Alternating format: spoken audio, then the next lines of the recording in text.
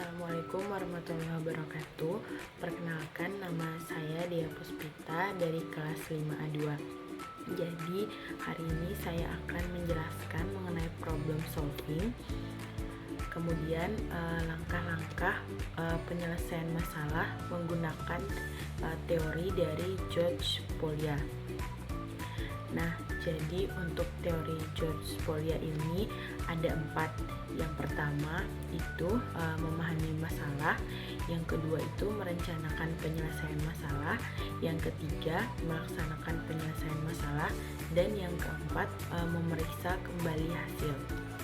Nah, jadi di sini saya mengambil materi fluida statis. Nah, untuk contoh soalnya itu sebuah kolam air dengan tinggi 10 meter berada di dalam sebuah tangki tertutup. Hitunglah tekanan hidrostatik yang dialami pada dasar tangki dengan densitas air 1000 kg per meter kubik dan percepatan gravitasi sebesar 9,8 meter per sekon kuadrat. Nah, jadi dari soal ini kita akan menyelesaikannya dengan menggunakan teori dari George Polya. Nah, jadi untuk teori George Polya ini yang pertama itu memahami masalah.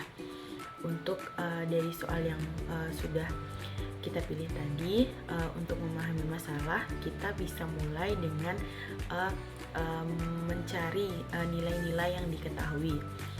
Di soal tersebut, nilai-nilai yang diketahui atau besaran-besaran yang sudah diketahui, yang pertama itu ada tinggi dari kolam airnya, disimbolkan dengan H sama dengan 10 meter, kemudian densitas air atau ρ-nya itu sama dengan 1000 kg per meter kubik, kemudian percepatan gravitasi atau G-nya itu 9,8 meter per sekon kuadrat.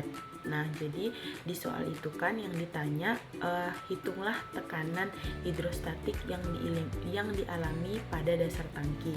Nah, jadi untuk yang ditanyakan itu adalah tekanan hidrostatik di dasar tangkinya.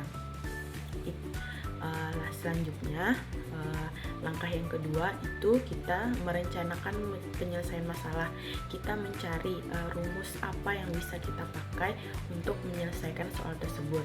Nah, jadi kan tadi yang ditanyakan adalah tekanan hidrostatik. Nah, untuk rumus tekanan hidrostatik itu sendiri adalah P sama dengan ρ dikali G dikali H.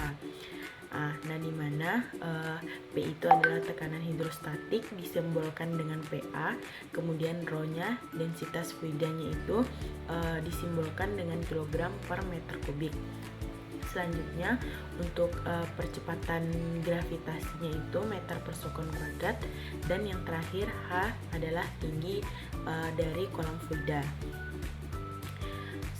Selesai merencanakan penyelesaian masalah, kita lanjut ke langkah yang berikutnya, yaitu melaksanakan penyelesaian masalah. Nah, tadi kan kita sudah mencari nilai-nilai yang sudah diketahui dan juga ditanyakan, dan kita juga sudah memilih rumus yang cocok untuk soal tersebut gitu. Nah, selanjutnya adalah mensubstitusikan nilai-nilai yang sudah diketahui ke dalam rumus tersebut. Rumusnya tadi kan P sama dengan ρ dikali G dikali H. Kita masukkan nilai-nilainya. ρ-nya berapa? ρ-nya 1000 kg per meter kubik. Kemudian gravitasinya ada 9,8 meter per sekon kuadrat dan ada H-nya itu 10 meter. Nah, langsung dikalikan ketiga nilai-nilai yang sudah kita ketahui tadi dan didapatkan hasil 98.100 PA. Lanjut, yang terakhir dari teori George Polya yaitu memeriksa kembali hasil. Nah, jadi tekanan hidrostatis yang sudah kita peroleh tadi 98.100 PA. Nah, kawan-kawan boleh periksa kembali langkah-langkah dan juga pastikan nilai-nilai yang dimasukkan itu sudah benar ketika dimasukkan ke dalam rumus. Nah, dari hasil 98.100 tadi itu hasilnya sudah sesuai karena karena tekanan hidrostatis itu akan meningkat seiring dengan bertambahnya tinggi kolam. Mungkin sekian penjelasan dari saya. Saya ucapkan terima kasih. Wassalamualaikum warahmatullahi wabarakatuh.